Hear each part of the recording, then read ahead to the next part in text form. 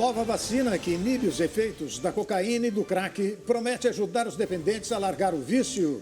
A guerra entre Hamas e Israel completa 20 dias. Presidente Lula conversa com família palestina brasileira que está presa em Gaza. No futebol, o Palmeiras goleou o São Paulo, o Corinthians derrotou o Cuiabá e o Grêmio venceu de virada o Flamengo. E hoje o Brasil News recebe ao vivo na bancada o deputado estadual delegado Olim para falar sobre a segurança pública no estado de São Paulo. O Brasil News da Rede Brasil de televisão está começando.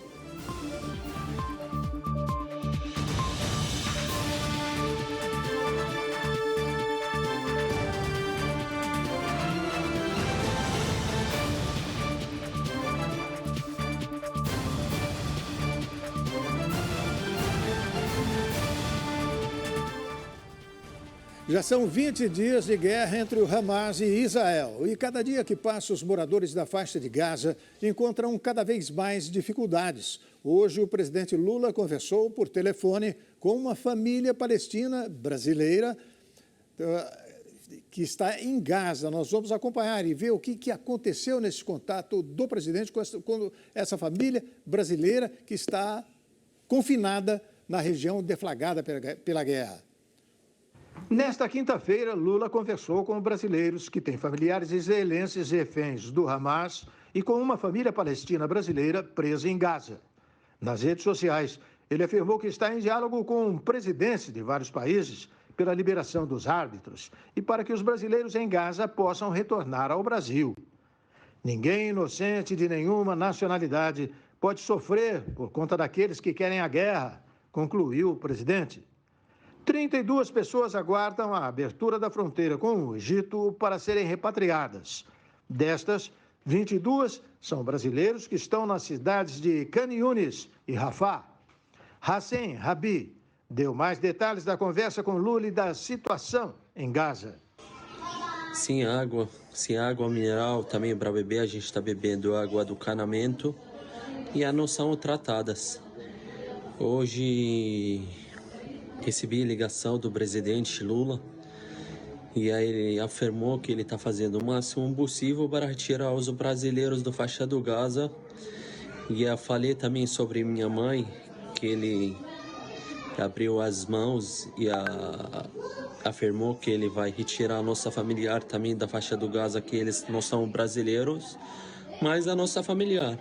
O homem de 30 anos que está em Khan Yunis disse também que havia recebido recursos do governo para a alimentação e água. A gente recebeu recursos, dinheiro para a gente tentar comprar comida, alimentação e comprar água, mas infelizmente está muito difícil achar. E mais terror que a gente ficou sem gás. A gente está tentando achar gás da cozinha, mas infelizmente seria muito difícil.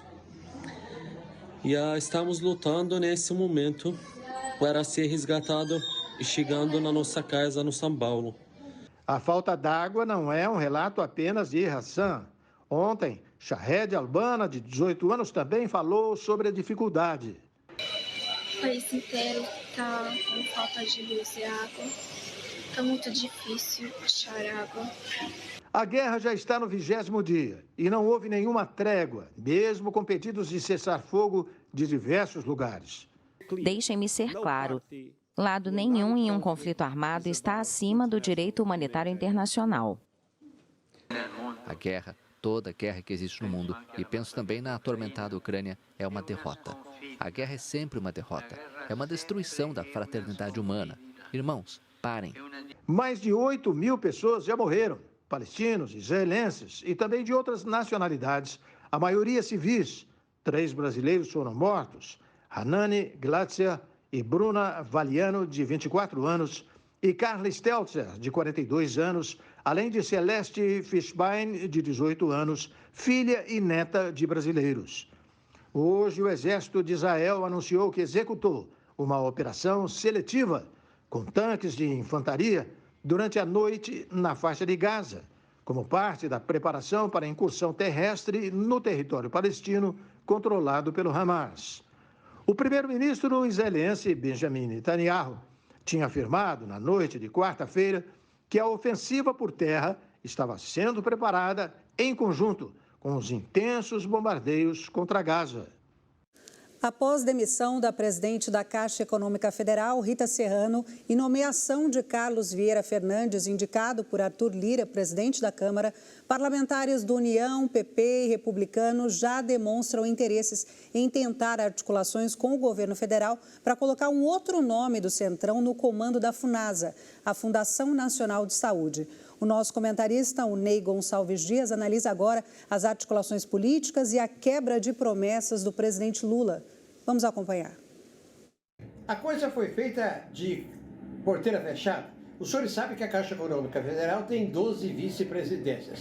E a mais importante é a vice-presidência que cuida de projetos de educação e da Minha Casa Minha Vida. Ela é a mais importante e é presidida pela Rita Serrano. Rita Serrano é uma petista tradicional de prestígio do partido e mais, é considerada a autoridade que mais entende no Brasil de Minha Casa Minha Vida. O novo presidente da Caixa deu indícios de que vai mantê-la, ponto. Os senhores perguntam agora o seguinte: depois de toda essa luta dos últimos dias, a Câmara não aprova nada enquanto não resolve o problema da Caixa, o presidente Lula adia. O que aconteceu? Agora está saciado. O Lira agora está com a barriga cheia. O Centrão está com a barriga cheia. Não estão não. Eles não estão não. Agora eles querem a FUNASA. Mas querem a FUNASA grande. O Lula quer a FUNASA pequena, com pequena operação. O União, o PP e até os republicanos querem uma FUNASA grande, com capilaridade, que possa nomear gente pra caramba em todo o território nacional. É esta a situação. O que aconteceu nas últimas horas é que o presidente Lula descumpre promessa de campanha, porque retira do governo a terceira mulher. A primeira foi Daniela Carneiro, ministra do Turismo. A segunda foi a atleta olímpica Moser. E agora é a atual presidente da Caixa. 3 mulheres deixam o governo Lula e 3 homens brancos a substituem. E o Ministério das Mulheres lançou a campanha Brasil Sem Misoginia. A ação tem o objetivo de combater todas as formas de ódio e violência contra a mulher, além de promover parcerias para aumentar os postos de trabalho para o público feminino. A iniciativa tem o objetivo de construir políticas que proporcionem um ambiente de igualdade nas esferas sociais e tem o foco de acabar com o feminicídio em todo o território nacional. Os pontos principais do programa Brasil Sem Misoginia visa atuar na prevenção de feminicídio, violência doméstica e sexual, apoiar as mulheres nos espaços de poder, combater a violência online e combater a desigualdade social e econômica entre homens e mulheres. No evento, foi assinado o protocolo de intenções pela ministra das Mulheres, Cida Gonçalves, e pelo ministro dos Transportes, Renan Filho. O documento tem a finalidade de implantar ações no âmbito da iniciativa Brasil Sem Misoginia, ao qual vai mobilizar as concessionárias, agências reguladoras e empresas públicas ligadas ao Ministério dos Transportes para promover emprego e inclusão ao público feminino. E nós vamos trabalhar no âmbito do Ministério dos Transportes para inserir cada vez mais mulheres no mercado de trabalho, para garantir respeito às mulheres que trabalham na construção civil pesada no Brasil, que trabalham nas concessionárias, colocar essa cultura que a gente precisa cada vez mais levar para todas as partes. A primeira-dama destacou a importância de representantes do Google e Facebook terem participado do evento e afirmou que as plataformas serão cobradas de penalizar os ataques e violências nas redes. Então, eu fico muito feliz que são 2 mulheres que estão representando aqui a Google e o Facebook, e a gente vai cobrar de vocês. A gente vai cobrar para que esses ataques nas redes sociais sejam criminalizados e essas contas sejam excluídas. O Ministério das Mulheres garantiu que a iniciativa é um chamado para a construção de um país livre de todas as formas de violência e ódio. Não podemos mais aceitar que as mulheres continuem sendo mortas, discriminadas e silenciadas. Brasil Sem Misoginia é um chamado para a construção de um país livre de todas as formas de violência e ódio contra as mulheres, sejam elas das áreas urbanas, do campo, da floresta ou das águas, mulheres negras, indígenas, jovens, idosas, LGBTs ou com deficiência. O Tribunal Superior Eleitoral suspendeu o julgamento de 2 ações contra a chapa de Jair Bolsonaro e de Braga Neto, do PL, nas eleições de 2022. 3 ministros votaram no caso sobre o suposto abuso de poder político e econômico da chapa durante as comemorações do bicentenário da independência. Os 3 votos apresentados são diferentes. 2 deles propõem a condenação de Jair Bolsonaro. O relator Benedito Gonçalves votou pela condenação de Jair Bolsonaro à inelegibilidade por 8 anos e ao pagamento de multa no valor de R$ 425 mil pelo ex-presidente. No entanto, Gonçalves foi contra a condenação de Braga Neto à inelegibilidade, mas votou pela aplicação de multa de R$ 212,8 mil ao candidato a vice. Aplicando ao primeiro investigado multa no valor de R$ 425.640 e ao segundo investigado multa no valor de R$ 212.820.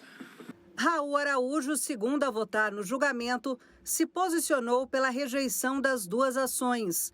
Já Floriano Marques, o terceiro a se posicionar, defendeu a condenação de Bolsonaro e Braga Neto à inelegibilidade por 8 anos. O ministro ainda acompanhou Benedito Gonçalves no valor das multas a serem aplicadas. Deste modo, voto no sentido de julgar procedentes os pedidos em relação tanto ao investigado Jair Messias Bolsonaro quanto ao investigado Walter Souza Braga Neto para declarar a inelegibilidade de ambos pelos 8 anos subsequentes à eleição de 2022. Voto no sentido de julgar procedente a representação número 0600-984 para aplicar multa individual aos investigados no mesmo montante com a mesma fundamentação empregados pelo ministro relator. O julgamento no TSE será retomado na próxima terça-feira, dia 31 de outubro.